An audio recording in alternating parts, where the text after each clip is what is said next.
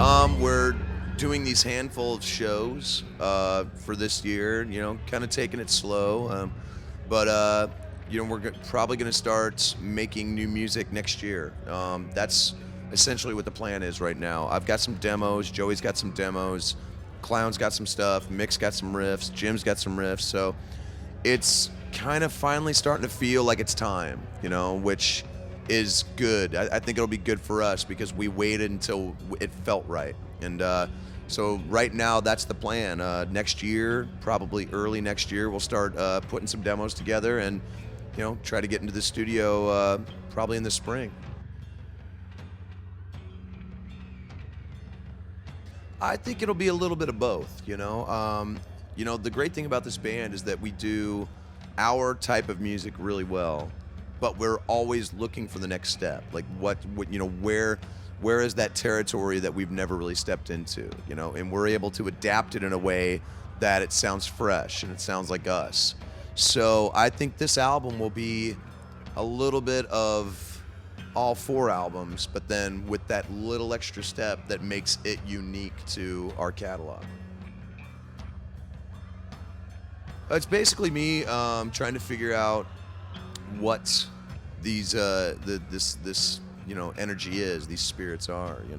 I've had a lot of experiences with that side of things, and it hit me one day. It was like, well, how can I believe so strongly in this and then but then be such a devout atheist, basically? So it's kind of three different conversations going on at the same time. It's like me trying to figure out that side of things where I'm more prone to believe the paranormal than I am to believe about God. Then it's me trying to figure out what these spirits are from hopefully a very unique standpoint. Like I get into science and physics, and I try to explore the different laws of thermodynamics and whatnot. And then at the same time telling stories about the various places that I've lived, the places I've worked, the things that I've heard from other people. It's a pretty interesting read. It came out in June in the UK, and I just heard a couple days ago that it's going to debut on #1 on the Sunday Times bestsellers list, which is actually pretty cool. I was not expecting that whatsoever, so it's pretty sweet. Right now we're still nearly done developing the first script. We actually have a co-production that is basically a documentary about the Soundwave Festival in Australia that we did with Metal Hammer, the magazine. And that will probably be coming out maybe in the next 4 or 5 months. It's still being edited, and there's a lot of clearance that still has to kind of be gotten through for the music and whatnot. But it's really, really cool. And Clown co-directed it, and I did a lot of the interviews in it. So that's coming out under the LBF banner. The first movie is the script is very nearly done. It's probably about 2% away from being ready to get into pre-production and whatnot. And there's a couple other things in the pipe that are we're just kind of waiting to see what happens once we get some downtime. So probably in the next 6 months, I'll really start jumping in and developing scripts and whatnot.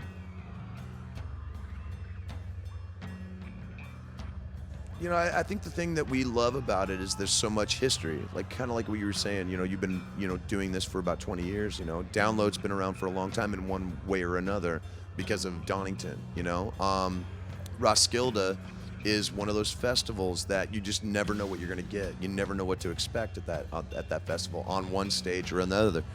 And we've had so many great shows at these festivals that we feel like we're part of that tradition, and Graspop is no exception. So we love to be involved with these festivals that we kind of grew up reading about, or seeing footage from, over the years. And now that we've kind of added our little, corner of history to it, these are places that we love to get back to. We're working on it. We had great success with it, actually. And this year, I was more involved with Stone Sour, and everybody else had their own projects going on.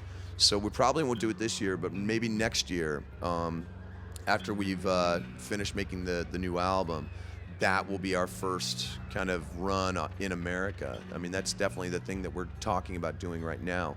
And at some point, we're going to try and do an international Knot Fest, something like overseas, maybe in Europe, maybe in South America.